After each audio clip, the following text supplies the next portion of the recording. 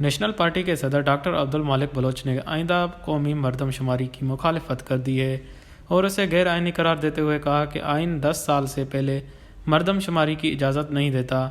Doctor عبد المالک بلوچ نے کہا کہ ملک میں مردم شماری ہر 10 سال بعد ہونی چاہیے اور صرف 5 سال بعد کرانا آئین کے خلاف ورزی ہے۔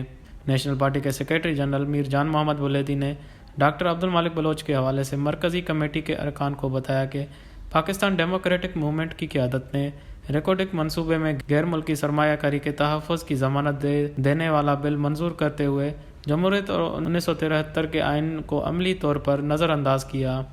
ڈاکٹر عبد المالک بلوچ نے کہا کہ ریکوڈک بلوچستان کے عوام کی قومی ملکیت ہے اور اس حق سے کسی صورت دستبردار نہیں ہوا جائے گا۔ ان کا کہنا تھا کہ ہمارا پاکستان ڈیموکریٹک موومنٹ اور اس کے اتحادیوں کی حکومت سے کوئی تعلق نہیں ہے۔ پی ڈی ایم کے ساتھ ہمارا اتحاد 26 نکات پر تھا اور اب بھی ہے، جس میں تمام لاپتہ افراد کی بازیابی، بلوچستان کے قدرتی وسائل پر بلوچ قوم کو کنٹرول دینا اور ملک میں انتخابی عمل میں ریاستی اداروں کی مداخلت کا خاتمہ شامل ہے۔ ڈاکٹر عبد المالک بلوچ نے کہا کہ بلوچ قوم کی مفادات پر کوئی سمجھوتا نہیں کیا جائے گا اور بلوچستان اس کے عوام کے خلاف کوئی سازش قابل قبول نہیں ہے۔ وش نیوز، کراچی۔